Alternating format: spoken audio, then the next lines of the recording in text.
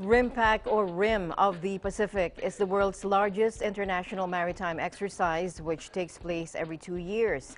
This year, however, is the record breaker, as 26 nations, including the Philippines, China, and even first-timers from Europe, along with 45 ships, 5 submarines, more than 200 aircraft, and 25,000 personnel already began their training last June at locations between Hawaii and Southern California and will conclude in August. Our EBC Hawaii correspondent Ron Hamilton has this report. RIMPAC 2016 exercises began on June 30th and are scheduled to run for 5 weeks, terminating on August 4th.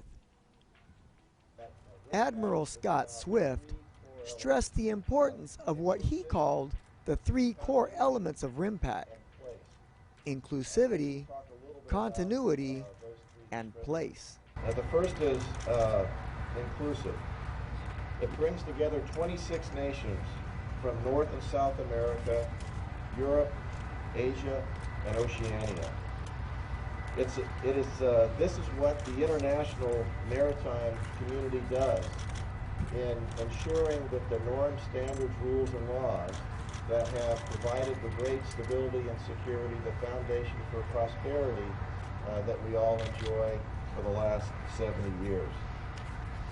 They're joined by a shared interest in maritime cooperation here in the Pacific, where we are all locals here at RIMPAC, and that's regardless of geographic size, military might, or economic strength. It's just one brilliant example of the inclusive, principled security network that Secretary Carter spoke about at Shangri-La in Singapore just a month ago. The second element is continuity.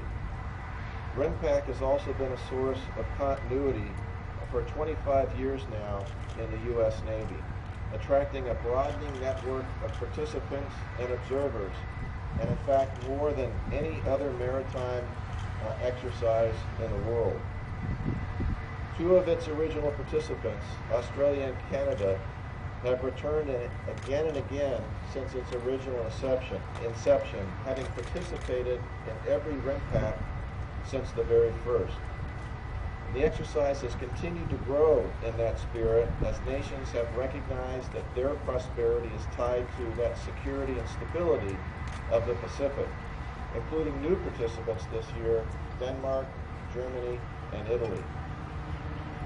It's a recurring answer to the divisive angst and tensions that put security and stability at risk in this region. The third element is place. RIMPAC is about place. It's about the ocean and seas that connect our navies in the Indo-Asia Pacific region, a vast maritime theater in which we were all deeply invested. All the 26 nations participating share a common interest in the global commons that make up the Indo-Asia Pacific region. Among those ships participating in the RIMPAC exercises is the Australian HMAS Canberra, who most recently spearheaded relief efforts in Fiji by providing assistance in clearing debris and rebuilding infrastructure caused by damage from Tropical Cyclone Winston.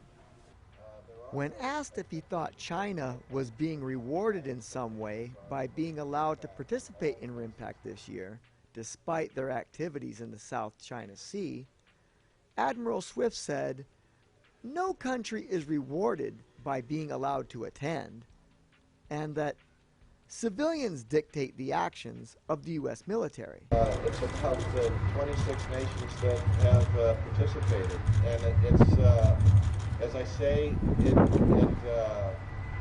China is a significant country, just like Australia, just like the other countries, just like Japan, the other countries that are participating. In my opening comments, it's really not about size, it's not about economic power, it's about common interests. RIMPAC Combined Task Force Commander Vice Admiral Nora Tyson spoke about the importance of RIMPAC to preserve peace and prevent conflict, noting that International differences most commonly occurred in the maritime environment. With 45 ships taking part in the RIMPAC exercises this year from over 26 different countries, including the Philippines and the United States, this is the largest RIMPAC ever. Reporting from Pearl Harbor, Hawaii, this is Ron Hamilton for Eagle News. I am one with 25.